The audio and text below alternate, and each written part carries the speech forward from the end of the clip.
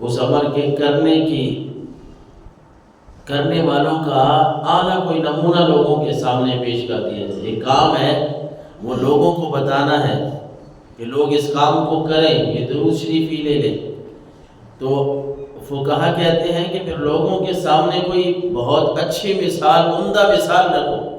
کوئی اعلیٰ نمونہ پیش کرو کہ لوگوں کو پتہ چلے کہ ہاں یار اگر یہ فلاں آدمی یہ کام کر رہا ہے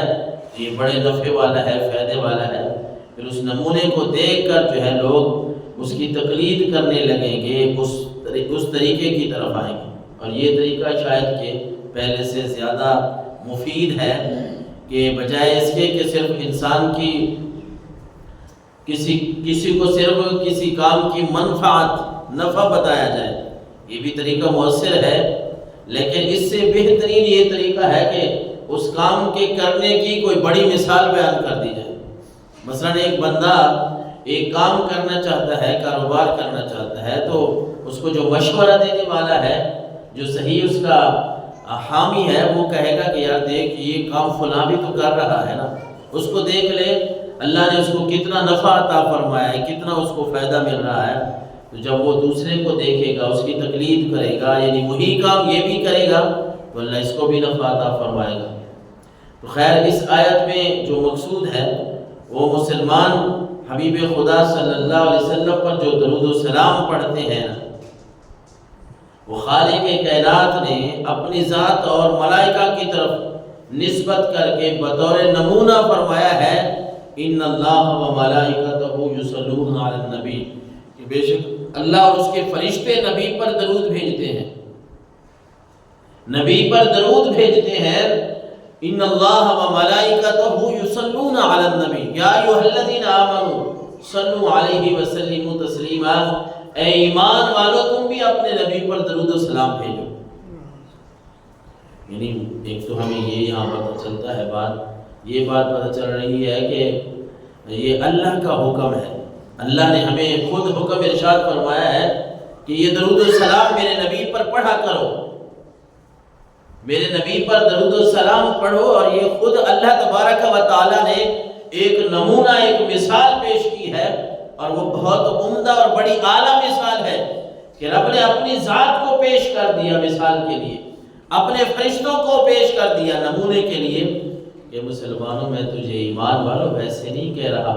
کہ درود شریف کتنی برکت والی چیز ہے، میں تو تمہیں یہ بتا رہا ہوں کہ یہ اتنی برکت والی چیز ہے کہ میرے فرشتے بھی میرے نبی پہ درود بھیجتے ہیں،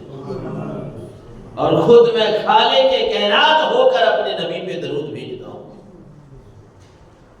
پھر ہم تو مسلمان ہیں، پھر حضور علیہ الصلوۃ والسلام کی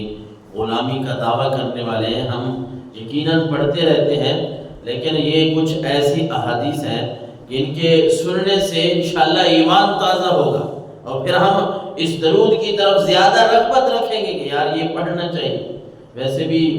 جو فقیر لوگ ہوتے ہیں نا، منگتے، انہوں نے کچھ اصول بنائے ہوتے ہیں نا، قاعدے،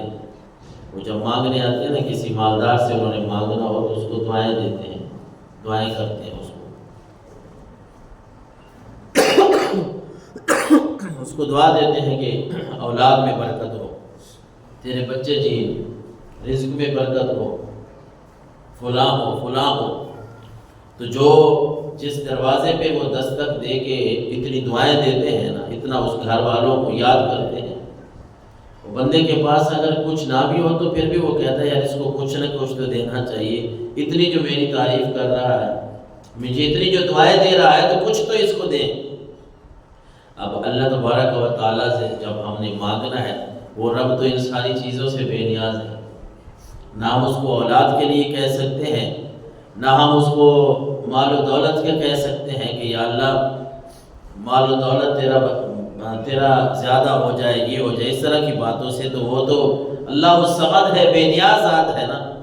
یوں سمجھ لیں کہ اللہ تبارک و تعالیٰ نے بھی اپنی بارگاہ سے مانگنے کا ہمیں ایک طریقہ بتایا کہ اے منگتے ہو، اے مانگنے والو، جب تم میری بارگاہ میں سے کچھ لینا چاہو نا، میں اولاد سے پاک ہوں، مال و دولت سے میں بے نیاز ہوں، میں گھر باہر سے پاک ہوں، منزہ ہوں، مبرہ ہوں، میں پاک ہوں ان باتوں سے۔ تو پھر تم یہ کرو کہ بس میرے نبی پہ درود بھیج دو، میرے نبی پر درود و سلام پڑھ کے مجھ سے جو بھی مانگو گے میں تمہیں عطا کرتا جاؤں گا، تمہیں ہر چیز مل جائے گی اللہ تبارک و تعالیٰ کی بارگاہ سے اس وقت کے جب تم اللہ کے نبی صلی اللہ علیہ وسلم پہ درود و سلام پڑھو گے۔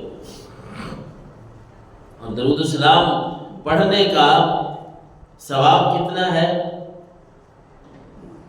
حضرت ابو ہریرہ رضی اللہ تعالیٰ عنہ فرماتے ہیں رسول اللہ صلی اللہ علیہ وسلم نے فرمایا من صلی علیہ واحدۃ صلی اللہ علیہ عشرا ومن صلی علیہ عشرا صلی اللہ علیہ مئۃ۔ اللہ کے نبی صلی اللہ علیہ وسلم نے فرمایا جو مجھ پر ایک مرتبہ درود بھیجتا ہے اللہ اس پر 10 رحمتوں کا نزول فرماتا ہے۔ ومن صلی علیہ عشرا، جو بندہ مجھ پر 10 مرتبہ درود بھیجتا ہے صلی اللہ علیہ مئۃ،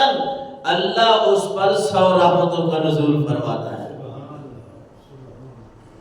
منفعت والا سودا ہے نا، فائدے والا، نفع والا سودا ہے۔ ایک دفعہ درود شریف پڑھیں، درود ابراہیمی بڑا برکت والا درود ہے، اللہ کے نبی نے خود سکھایا ہے۔ یا اور جو درود کے سیغے ہیں وہ پڑھیں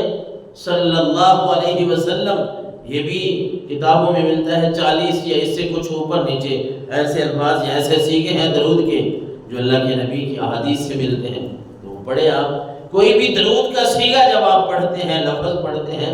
اللہ کے نبی پر جب آپ درود پڑھتے ہیں نا، تو اللہ کے نبی نے فرمایا جو ایک مرتبہ درود پڑھتا ہے رب اس پہ 10 رحمتوں کا نزول فرماتا ہے، اور جو مجھ پر 10 مرتبہ درود پاک پڑھتا ہے اللہ اس پہ 100 رحمتوں کا نزول فرماتا ہے۔ اور فرمایا ومن صلی علیہ مئۃ کتب اللہ بین عینیہ براءۃ من النفاق و براءۃ من النار،